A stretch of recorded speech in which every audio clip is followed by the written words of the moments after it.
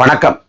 மக்கள் பணத்துல ஒரு பைசா கூட தொட மாட்டோம், மற்றவங்களையும் தொட விட மாட்டோம், தொட்டவங்களையும் விட மாட்டோம் அப்படின்னு சட்டமன்றத்தில் ஆவேசமா பேசினார் விஜய்.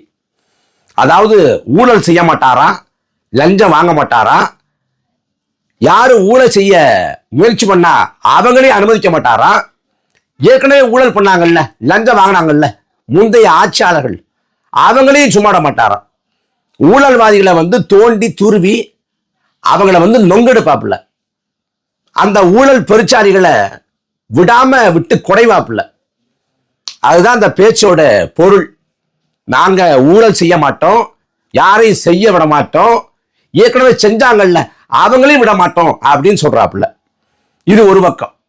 இன்னொரு பக்கம் வெளிப்படை தன்மையோடு கூடிய நிர்வாகம், டிரான்ஸ்பரன்சி கவர்மெண்ட் அப்படிங்கிறாங்க. இந்த ஊழலற்ற நிர்வாகம், இன்னொரு பக்கம் வெளிப்படைத்தன்மை, இந்த ரெண்டுக்கும் சான்றாக ரெண்டு சம்பவத்தை பேசலாம்னு நினைக்கிறேன். முதல் சம்பவம் என்னன்னா, ஜூன் 22 முதலமைச்சர் விஜய்க்கு பிறந்த நாள். நிறைய பேர் வாழ்த்து போட்டாங்க. அதுல ஒரு வாழ்த்து மட்டும் கவனம் பெற்றுச்சு. இன்னும் சொல்ல போனா சர்ச்சையாச்சு. நீங்க நினைக்கிற வாழ்த்து இல்லை, நான் வேற வாழ்த்து சொல்றேன். யாருன்னா, தாவேகாவோட இணை பொருளாளர், ரூட் நிறுவனத்தோட நிறுவனர் ஜெகதீஷ் பழனிசாமி. அவர் அந்த பிறந்தநாள் அன்னைக்கு ராத்திரி போல ஒரு பதிவு போடுறாப்புல, உங்க ரசிகனாக புகைப்படம் எடுக்க ஆசைப்பட்டேன், இன்றைக்கு முதலமைச்சரோட தனிச்செயலராக உடன் நிற்கிறேன் அப்படின்னு பதிவு போடுறாப்புல. இதை பார்த்த மாத்திரத்துல இது முதலமைச்சரோட தனிச்செயலர் ஜெகதீஷ் பழனிசாமியா, சொல்லவே இல்லை அப்படிங்கிற மாதிரி வாத பிரதிவாதங்கள் சமூக ஊடகங்கள்ல போகுது. எப்ப நியமிச்சாங்க முதலமைச்சரோட தனிச்செயலரா ஜெகதீஷ் பழனிசாமிய அப்படின்னு ஊடகங்கள் கேள்வி எழுப்புது, சர்ச்சையா மாறுது. மாறுற உடனே என்ன பண்றாங்க, ராத்திரியோட ராத்திரியா ஜெகதீஷ் பழனிசாமி முதலமைச்சரோட தனிச்செயலராக நியமிக்கப்பட்டதற்கான அரசாணைய அதிகாரப்பூர்வம் விடாம ஊடகங்கள்ல கசிய விடுறாங்க. அந்த கசிய விடப்பட்ட அந்த அரசாணையை பார்த்தா, மே 12 ஜெகதீஷ் பழனிசாமி நியமிக்கப்பட்டாரு அப்படின்னு போடப்பட்டிருக்கு. இல்ல என்ன கூத்துனா, அதே மே 12 தான் விஜயோட ஆஸ்தான ஜோதிடர் ரத்தன் பண்டித் அவர் சிறப்பு அதிகாரியா நியமிக்கப்பட்டார். அந்த அரசாணை ரெண்டையும் ஒப்பிட்டு பார்த்தா, அந்த ரத்தன் பண்டித் சிறப்பு அதிகாரியா நியமிக்கப்பட்டார்ல, அந்த அரசாணையும் இந்த பக்கம் ஜெகதீஷ் பழனிசாமி நியமனம் செய்யப்பட்டார்ல, அந்த அரசாணையை போட்டு பார்த்தா, அரசாணை எண் 674 அதுல ஜெகதீஷ் பழனிசாமி முதலமைச்சரோட தனிச்செயலராக நியமிக்கப்படுறாரு. அரசாணை எண் 675 அதுல ரத்தன் பண்டித் அவர் சிறப்பு அதிகாரியா நியமனம் செய்யப்படுறாரு. அதாவது ஒரே நாள்ல அடுத்தடுத்து அரசாணைகள் விடப்பட்டு ஜெகதீஷ் பழனிசாமியும் இந்த ஜோதிடர் ரத்தன் பண்டித்தும் அரசு பொறுப்புக்கு அமர்த்தப்படுறாங்க. அந்த சமயத்துல ரத்தன் பண்டித் ஒரு சோசியக்காரரு, அவரை கொண்ட எப்படி அரசு பொறுப்புல வைக்கலாம், இது என்ன தவறான முன்னுதாரணம், அதிகாரத்தை தவறா பயன்படுத்தலாமா அப்படின்னு கடுமையா சர்ச்சை வெடிக்குது. சட்டமன்றத்தில் அதை கேள்வியா வைக்கிறாங்க. வன்னியரசு தொடங்கி பிரேமலதா தொடங்கி எல்லாரும் பேசுறாங்க. பேசின பிறகு அந்த அரசாணை திரும்ப பெறப்படுது. அரசு பொறுப்பை விட்டு ரத்தன் பண்டித் விளக்கப்படுறாரு. அதே நாள்லயே ஜெகதீஷ் பழனிசாமியும் முதலமைச்சரோட தனிச்செயலராக நியமிக்கப்பட்டிருக்காரு. ஆனா அந்த அரசாணைய வெளியே விடவே இல்லை, விடாம அப்படியே இருந்திருக்காங்க. இப்ப அந்த பிறந்தநாள் அன்னைக்கு ஆர்வ கோளாறுல நான் கூட படம் எடுக்க வந்தேன் என்ன உங்களோட பிரைவேட் செக்ரட்டரியா போட்டீங்க அப்படின்னு இவர் பதிவை போட்ட உடனேதான் எல்லாருக்கும் தெரியுது, முதலமைச்சரோட தனிச்செயலரா ஜெகதீஷ் பழனிசாமி தான் இருக்காரு. எப்ப நியமனம் பண்ணாங்க கேள்வி வருது. அதுக்கும் பிறகு மே 12 போட்டாங்கல்ல அரசாணை, அந்த அரசாணைய ஜூன் 22 அதாவது ஏறக்குறைய 40 நாள் கழிச்சு வெளியே வர்றாங்க. வெளிப்படை தன்மையோடு நிர்வாகம் செய்வோம், டிரான்ஸ்பரன்சி கிளியர் கவர்மெண்ட்.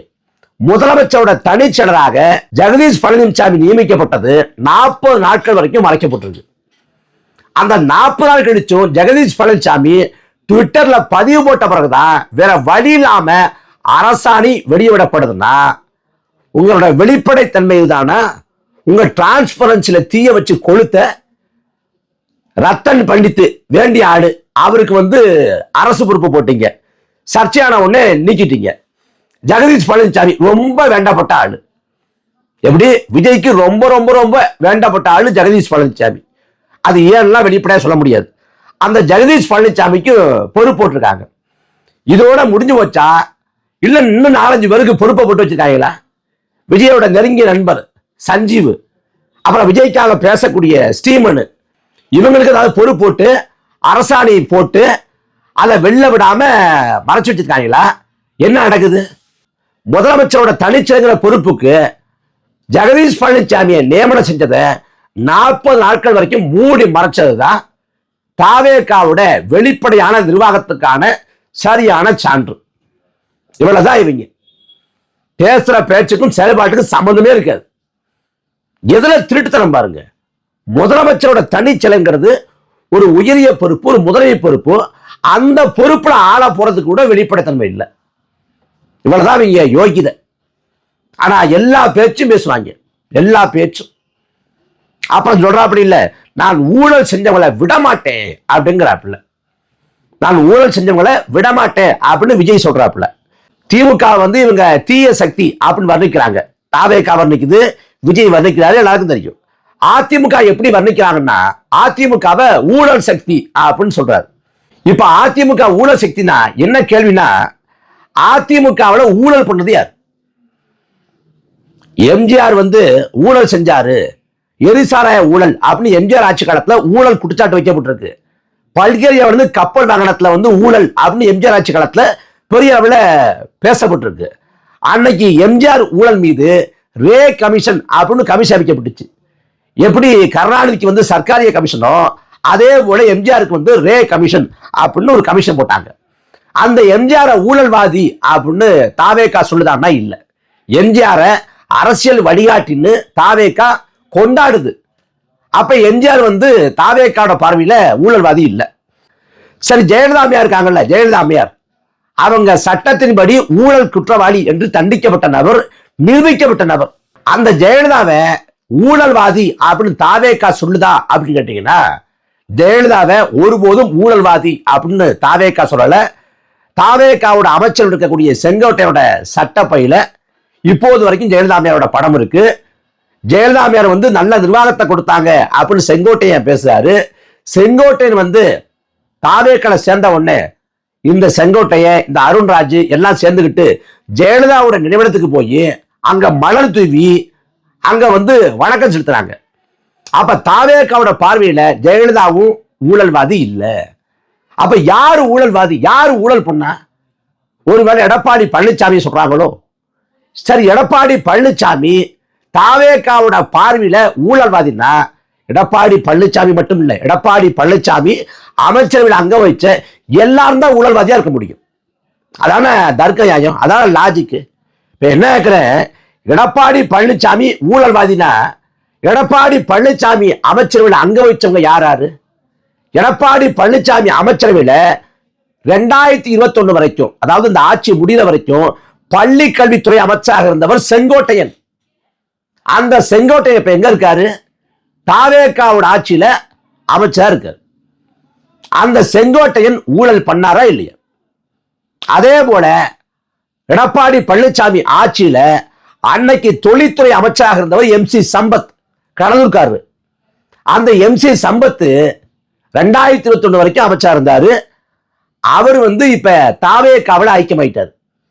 அவர் ஊழல்வாதியா இல்லையா? தாவேகாவோட பார்வையில ஊழல்வாதி இல்லைன்றுவாங்க. அப்புறம் 2021 வரைக்கும் எடப்பாடி பழனிசாமி ஆட்சி காலத்துல செய்தி மற்றும் விளம்பரத்துறை அமைச்சராக இருந்தவர் கடம்பூர் ராஜு. அந்த கடம்பூர் ராஜுவை சந்திச்சுதான் அன்னைக்கு பண பிரச்சனைக்காக விஜய் வந்து கோரிக்கை வச்சார். அந்த கடம்பூர் ராஜு திரும்ப பணியுள்ள போய் காத்து கடந்தார், அது வேற கதை. அந்த கடம்பூர் ராஜு இப்ப தாவேகாவில் ஐக்கியமாயிட்டார். அவர் அதிமுகவோட அமைச்சரவையில அமைச்சராக இருந்தவர். அப்புறம் உடுமலை ராதாகிருஷ்ணன், இவர் யாருன்னா கால்நடை பராமரிப்புத்துறை அமைச்சராக எடப்பாடி அமைச்சரவையில் இருந்தவர்.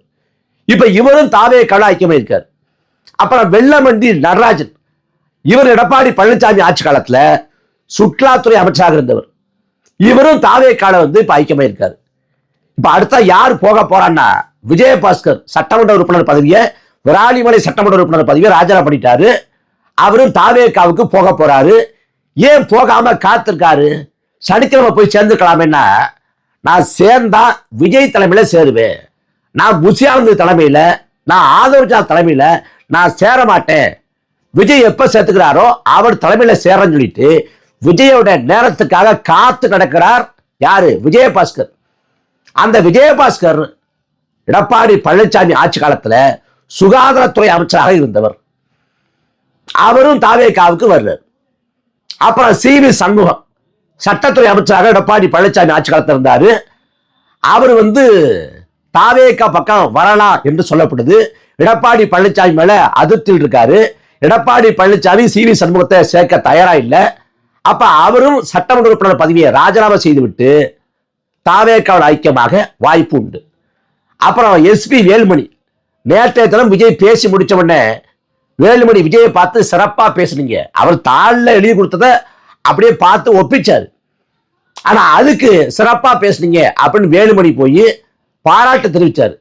எடப்பாடி பழனிசாமி சட்டமன்றத்தை விட்டு நேத்தா முந்தா நாளான்னு தெரியல, அவர் வந்து சட்டமன்றத்தை விட்டு வெளிநடப்பு பண்ணப்ப அந்த வெளிநடப்புல வந்து வேலுமணி கலந்துக்கல.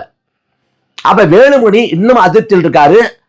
அவருக்கு உரிய முக்கியத்துவம் தரப்படல அப்படிங்கிற எண்ணம் இருக்கு. அப்ப வேலுமணி கூட ராஜினாமா செஞ்சுட்டு தாவேக்காக்கு வந்தாலும் எப்புக்கிடம் இல்லை. அவரும் எடப்பாடி பழனிசாமி அமைச்சரவையில அமைச்சராக இருந்தவர். இதுல வந்து இந்த வேலுமணி, இந்த விஜயபாஸ்கர் இவங்கெல்லாம் எப்படிப்பட்ட ஊழல் பெருச்சாரிங்கிறத ஊரறியும், நாடறியும், உலகறியும். அப்ப அந்த ஊழல்வாதிகளை ஒரு கட்சியை சேர்த்துக்குவீங்கன்னா, இப்படி பேசினார்ல, நாங்கள் மக்கள் பணத்தை தொடமாட்டோம், யாரையும் தொட விட மாட்டோம், ஏற்கனவே தொட்டாங்கல்ல அவங்களையும் விட மாட்டோம்னார்ல.